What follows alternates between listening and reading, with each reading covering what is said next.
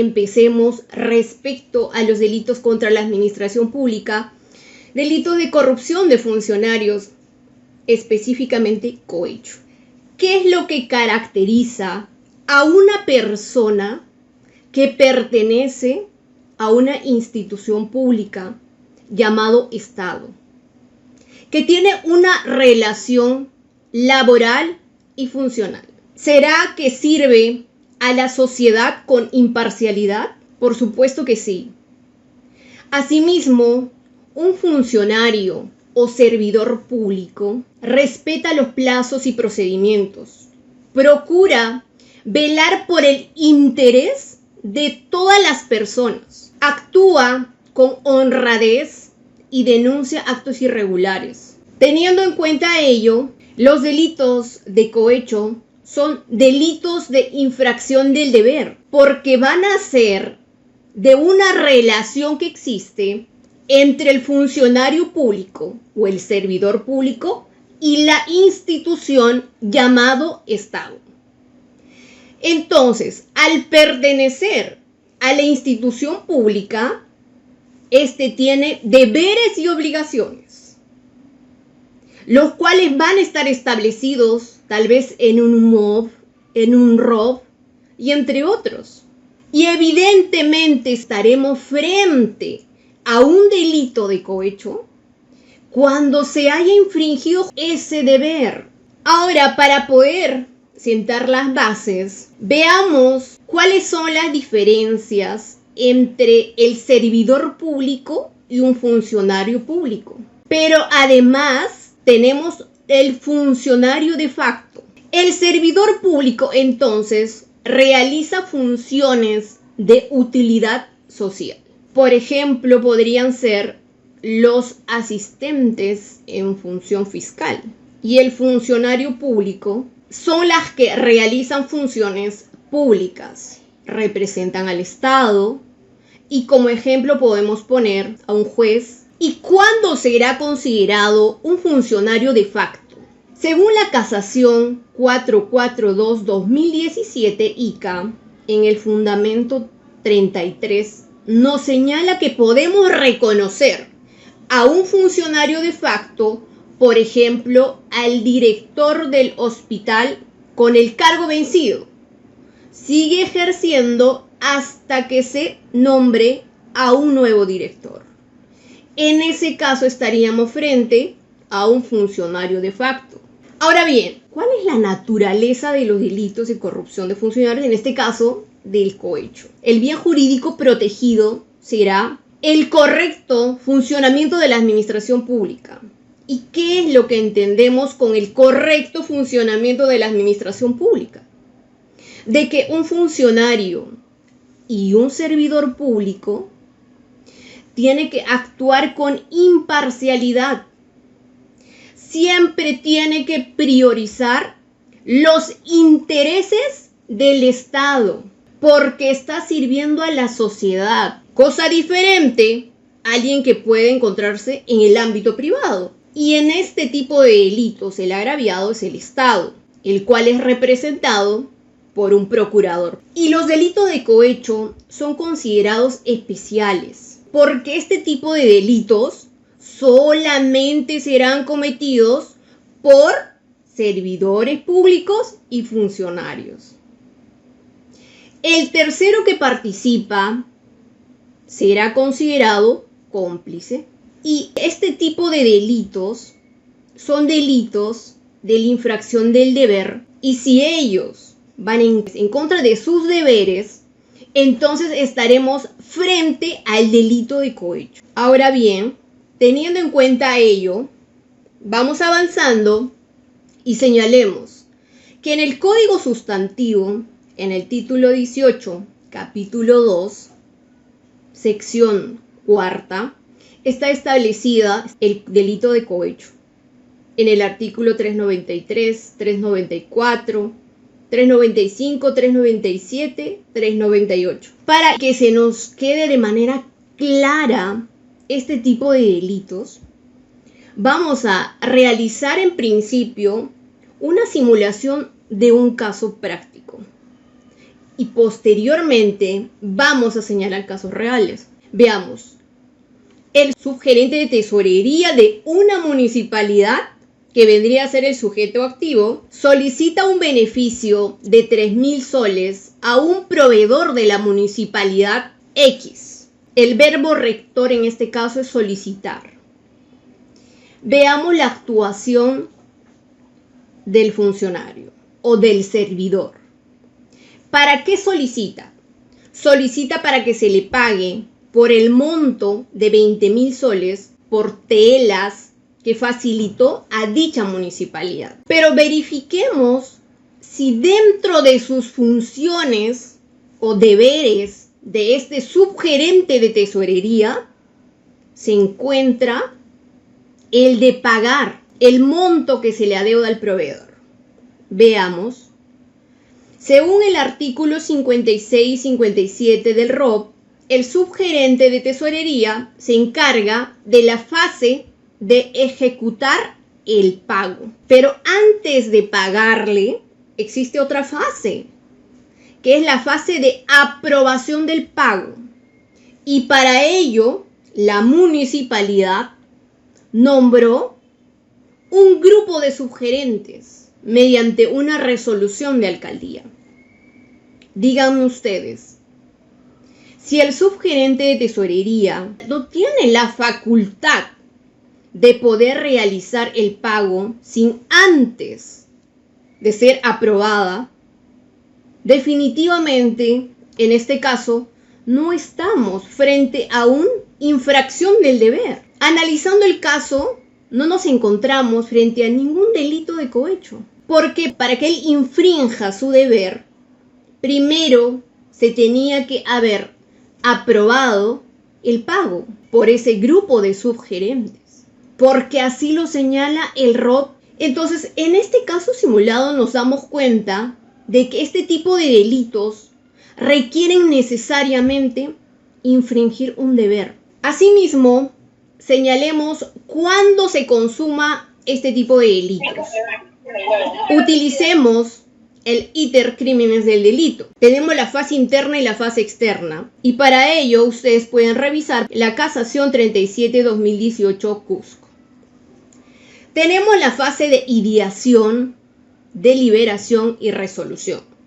Estas tres fases no son punibles. ¿Por qué? Empezamos con la ideación. Yo tengo la idea de querer cometer un delito.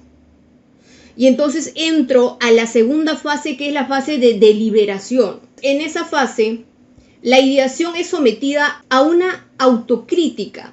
¿Eso qué quiere decir? Yo estoy pensando cometer un delito y de pronto yo misma me cuestiono y digo, ¿será bueno? ¿Será malo? ¿Será posible? ¿Lo hago? ¿No lo hago? Y finalmente viene la resolución, en donde yo decido y digo, sí lo voy a cometer. Y viene la cuarta fase, donde comienzan los actos preparatorios, los actos de ejecución, en donde se puede discutir la tentativa, si en caso no se consuma, y último lo que es la fase de la consumación. También tenemos lo que es la fase de agotamiento, pero no es relevante para el ámbito penal ya. Suficiente con la consumación. Para mí, los actos preparatorios se consumarían respecto a ciertos verbos rectores en este tipo de delitos, como por ejemplo respecto a ofrecer, prometer, aceptar, solicitar. Por ejemplo, cuando yo llamo por teléfono a un fiscal, le ofrezco dinero para que pueda sobreseer a un imputado, pero sin que se haya realizado dicho acto, sin que haya sobreseído, yo ya hice el ofrecimiento. Y si me aceptó el fiscal, también. Solamente con el ofrecimiento ya se ha consumado el delito. Si bien es cierto, podemos señalar de que los actos preparatorios en este tipo de delitos podría ser de que yo preparo, busco el número, contacto, le llamo, actos de ejecución, empiezo a marcar los números y me comunico. Y la consumación en el momento que le ofrezco y en el momento que me acepta.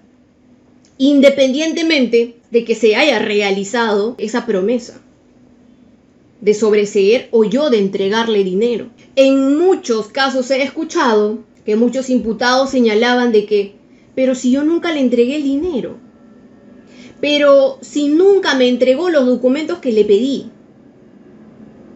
Y ellos desconocen de que en este tipo de delitos se consuma solamente con ofrecer, prometer, aceptar y solicitar. Entonces, según el Litercrímenes del delito, evidentemente los actos preparatorios serían en el momento de que consigues el número o consigues a otras personas que te pueden facilitar llegar a ese funcionario, entre otros. Y obviamente la consumación en el momento que acepta el dinero o que acepta realizar, favorecer en algún caso, entre otros. Pero podemos hacer una diferenciación con otro tipo de delitos. Estamos hablando del delito de cohecho, infracción del deber. Tenemos delitos de resultado, como por ejemplo el delito de violación sexual. En los delitos de resultado, necesariamente se tiene que cometer el acto. ¿Como cuáles, por ejemplo? Cuando en una discoteca un muchacho ahí ha decidido cometer un delito tan grave como es violación sexual, pone un sedante en su vaso de la víctima y después lo lleva a un hotel y finalmente se consuma el hecho. Entonces, si se ha realizado el acto de violación, entonces estamos hablando del delito de violación sexual. Ahora, si es que no se ha realizado el acto, evidentemente de ahí pueden hacer otro tipo de delitos. Cosa diferente en los delitos de infracción del deber. La sola promesa y el solo ofrecimiento ya se consumó el delito. Muy bien, teniendo en cuenta ello, vamos a hacer primero una diferenciación. ¿Qué es lo que se entiende por cohecho activo y cohecho pasivo? El cohecho activo, ¿quién lo va a cometer? Cualquier persona que no es servidor ni funcionario. Y en el cohecho pasivo, necesariamente va a ser un funcionario o servidor público que tiene una relación con la institución llamado Estado. ¿Y cuáles serán los verbos rectores en el cohecho activo? El ofrecer, el dar y el prometer. En cambio, en el cohecho pasivo es la que acepta, recibe o solicita. En ambos casos puede ser donativo, promesa o ventaja. Ahora, en el cohecho activo, ¿cómo actúa el sujeto activo? Busca al funcionario ¿para qué? Puede ser para que viole sus funciones o para que cumpla sus funciones. En el cohecho pasivo, de igual modo, es el funcionario que acepta o recibe para que viole sus funciones o para que cumpla con sus funciones. Ahora bien, ¿cuál es la diferencia entre cohecho pasivo propio, impropio y específico? En el cohecho pasivo propio y cohecho pasivo impropio será el funcionario o servidor público. Pero en el cohecho pasivo específico será un funcionario público, pero este va a tener características especiales. Podría ser un árbitro, un perito, un juez, un fiscal, entre otros. ¿Y cuáles son los verbos rectores en el cohecho pasivo propio, impropio y específico? Son los mismos verbos rectores: aceptar, recibir o solicitar. El medio corruptor: donativo, promesa o ventaja. ¿Para qué? El cohecho pasivo propio es para que viole sus funciones. Y el cohecho pasivo impropio es para cumplir sus funciones. Y en el cohecho pasivo específico será para violar sus funciones, para no ser imparcial. Asimismo, en el código sustantivo vamos a encontrar lo que es el cohecho pasivo propio en el ejercicio de la función policial. Y el cohecho pasivo impropio también en el ejercicio de la función policial. Propio será para violar sus funciones e impropio para cumplir sus funciones. Entonces, el delito de cohecho se ha ampliado en el Código Sustantivo.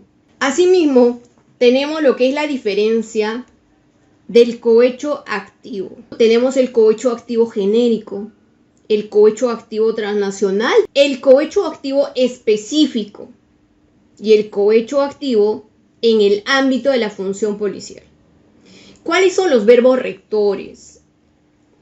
Es ofrecer, dar, prometer donativo o ventaja. O sea, una persona que va en busca de un funcionario público o de un servidor y va a ofrecer o va a dar o prometer donativo o ventaja con la finalidad de que el funcionario o servidor público viole sus funciones o pueda cumplir sus funciones. El cohecho activo específico será para aquellos funcionarios que tienen esas características especiales, como juez, perito, fiscal. Entonces, ellos van a ofrecer, dar o prometer donativo o ventaja para que este funcionario que tiene esas características especiales pueda violar sus funciones. El cohecho activo en el ámbito de la función policial. Cualquier persona se dirige a un policía, va a ofrecer, dar o prometer donativo, ventaja, para que pueda violar sus funciones o para que pueda cumplir con sus funciones. Ahora bien, en el Código Sustantivo está señalado el cohecho pasivo propio en el artículo 393. Para poder entender ese artículo, lo vamos a señalar con casos reales y con algunos casos simulados. Por ejemplo, en este caso, el cohecho pasivo propio. Según el recurso de nulidad 253 del 2007, Lima Norte, una trabajadora de la ONP habría recibido 600 soles de un ciudadano para tramitar ilegalmente la pensión del ciudadano. El verbo rector en este caso sería recibir, que recibió el dinero, pero hay que ver si es funcionaria o servidor público. En este caso estamos frente a una servidora. En este caso se habría declarado nula la sentencia, porque estamos hablando de un recurso de nulidad. Esto es un pronunciamiento de la Corte Suprema. Entonces la Corte Suprema considera y dice: vamos a declarar nula la sentencia porque te absolvieron señalando de que tú no eras funcionario. Tú lo que eras es servidor público. Pero la norma dice funcionario o servidor público.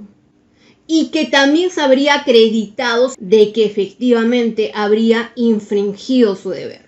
Definitivamente estamos frente a un delito de cohecho pasivo propio. El cohecho pasivo impropio está establecido en el artículo 394 del Código Penal. En este caso tenemos el recurso de nulidad 4130-2008 del SANTA. Acá tenemos al gerente de infraestructura de una municipalidad, quien habría solicitado $2.500 a la directora de una ONG para usarlo en los procesos judiciales que tenía el alcalde. Habría solicitado el dinero para cumplir algo propio de sus funciones, de su cargo. Entonces ahí está la infracción del deber. Teniendo en cuenta ello, en el presente caso también estamos frente al delito de cohecho pasivo impropio. Cohecho pasivo específico. Habíamos señalado de que el cohecho pasivo específico iba dirigido a algunos funcionarios que tenían características especiales. Podría ser un juez, un perito, un árbitro o un fiscal. Entonces, en este recurso de nulidad 1418-2016 del SANTA, un fiscal habría recibido $16.000 de un abogado para emitir dictamen de sobreseimiento. En principio, el sujeto activo fiscal tiene características especiales. Habría recibido, el verbo rector recibir, 16.000 soles. Independientemente de que haya emitido el dictamen o no, habría sido condicionado para emitir el dictamen de sobreseimiento. Entonces, en este caso, la Corte Suprema confirma la sentencia contra el fiscal, ya que se habría acreditado la existencia del recibimiento del dinero con un propósito de favorecer al imputado. Muy bien, tenemos lo que es el cohecho pasivo propio en el ejercicio de la función policial.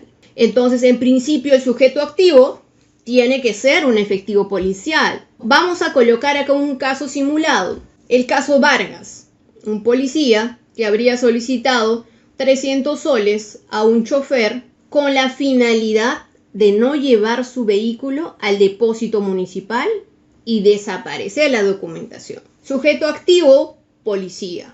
Solicitar, el verbo rector. ¿Para qué? Para violar sus funciones. Porque sus funciones es poner la papeleta y llevar el vehículo a un depósito municipal conforme corresponde. Muy bien, teniendo en cuenta ello, tenemos el cohecho pasivo impropio. Sabemos que el cohecho pasivo propio era para violar tus funciones. En este caso es para cumplir con sus funciones. El sujeto activo será definitivamente un policía. Acá tenemos un caso. El recurso de nulidad 2418 del 2012. Aquí son procesados como autor un policía y como cómplice otro. O sea, dos policías. El autor, quien habría solicitado dinero, le entrega ese dinero a uno de sus compañeros, que también es procesado como cómplice. Evidentemente, su compañero desconocía lo que estaba recibiendo en un sobre cerrado. Entonces, en principio, el sujeto activo, sí, es policía.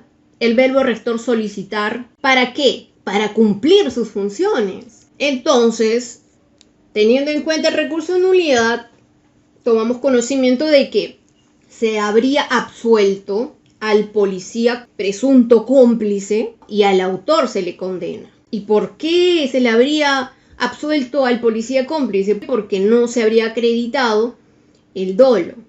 Recuerden que para cometer un delito hay que tener dos supuestos: conocimiento y voluntad. Entonces, el conocimiento y la voluntad no se habría acreditado en el presente caso, porque para empezar, el policía cómplice tenía conocimiento que el policía, el autor, había solicitado dinero para cumplir sus funciones. Y en segundo, no tenía la voluntad de cometer el delito de cohecho pasivo impropio en el ejercicio de la función policial. Ahora bien, pasemos a lo que es cohecho activo.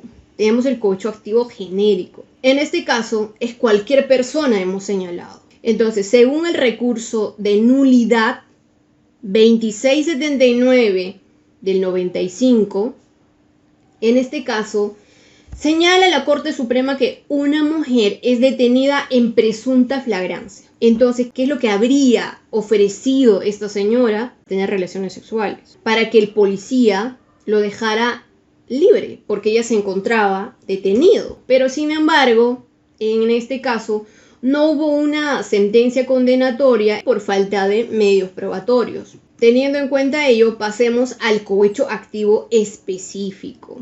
En principio es cualquier persona, porque estamos hablando de cohecho activo.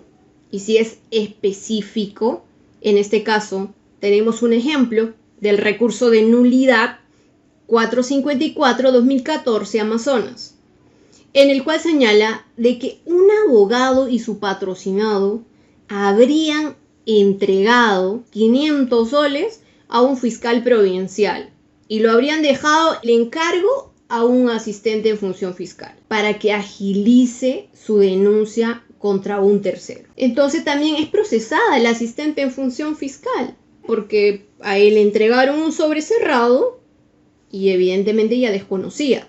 Teniendo en cuenta ello, en el presente caso, no había conocimiento y voluntad del asistente en función fiscal y ella es absuelta. Y confirman la sentencia condenatoria en contra de los que participaron.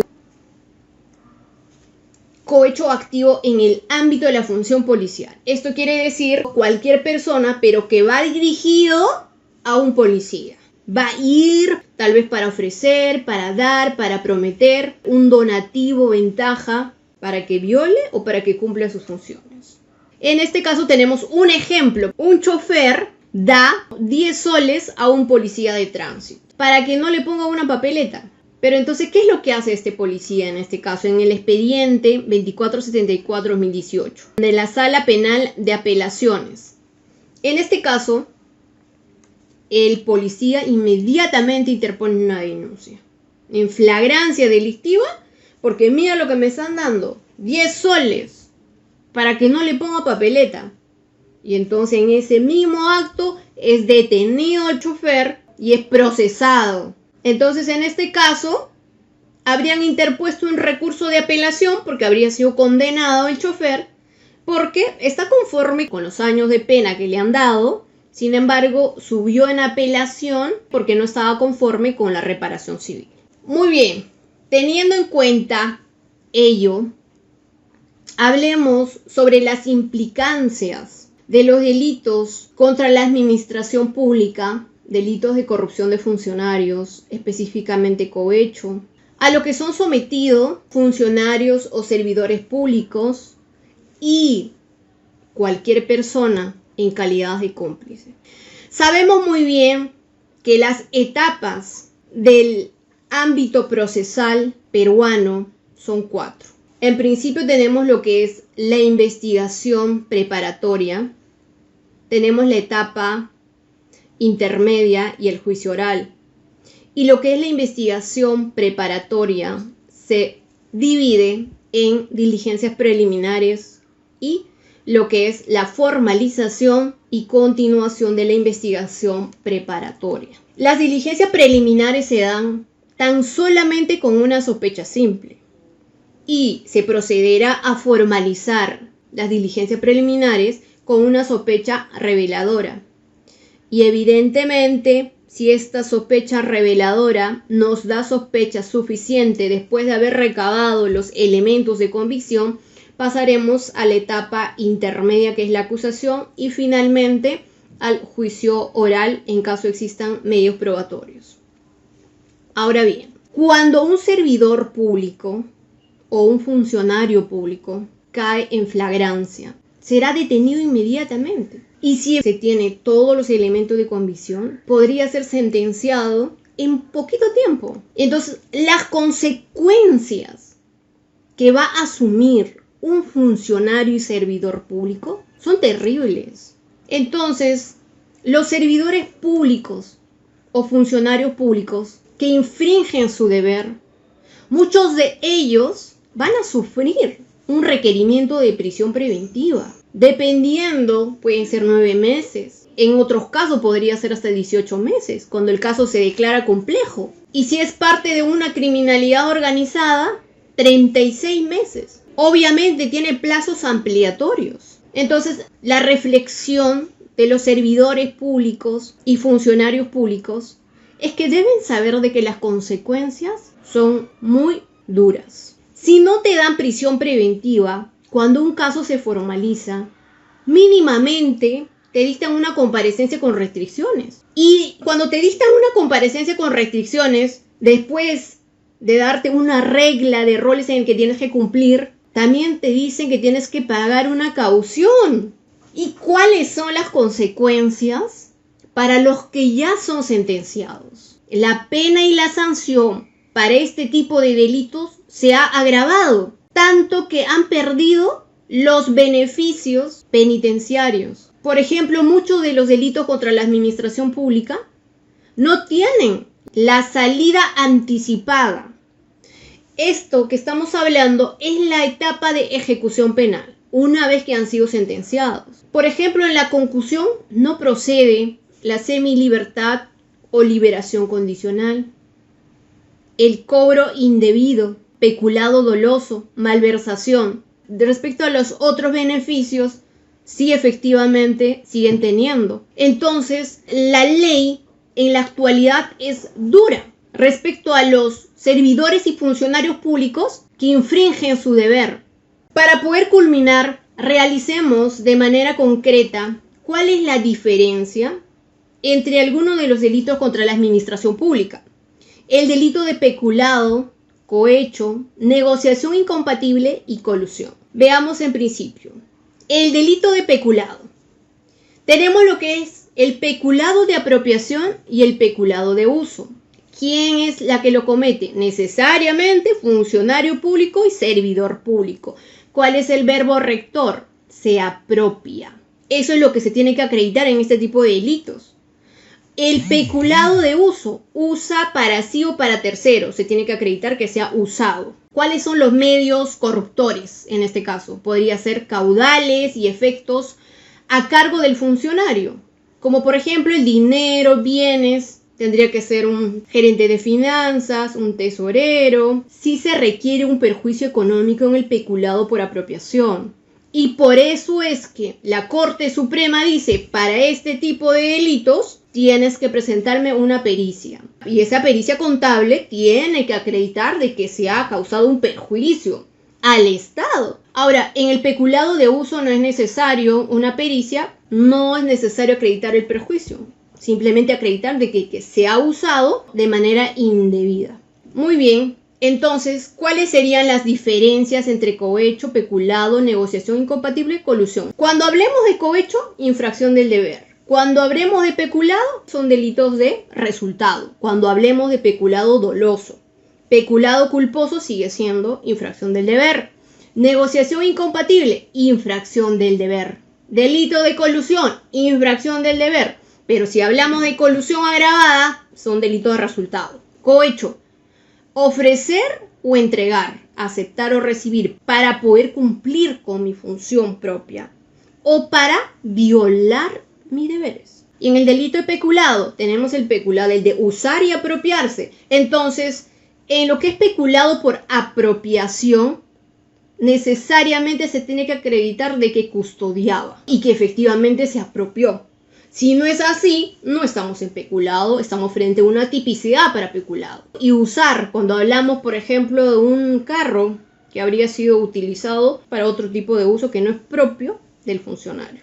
Negociación incompatible, yo participo en mi calidad de funcionario público en una contratación irregular para sacar un beneficio. Y se tiene que acreditar ese beneficio. No es que o no se sabe para qué era. ¿Quién comete delitos por gusto? Porque sí. Entonces, eso hay que acreditar en negociación incompatible. Caso contrario, estamos a tipicidad para negociación incompatible. Delito de colusión. Aquí, el que concierta con terceros para defraudar al Estado. El sujeto interviene en cualquier etapa de una contratación o adquisición pública. De eso netamente tiene que ver con colusión. Y por eso es que divide colusión simple, colusión agravada. Colusión simple es la concertación, nada más con ello ya se consumó el delito. Por ello es infracción del deber. Pero si el dinero sale de las esferas del Estado, estamos frente a un delito de resultado y entonces ahí sí es colusión agravada. Teniendo en cuenta ello, quiero agradecer la invitación que he concluido con la ponencia.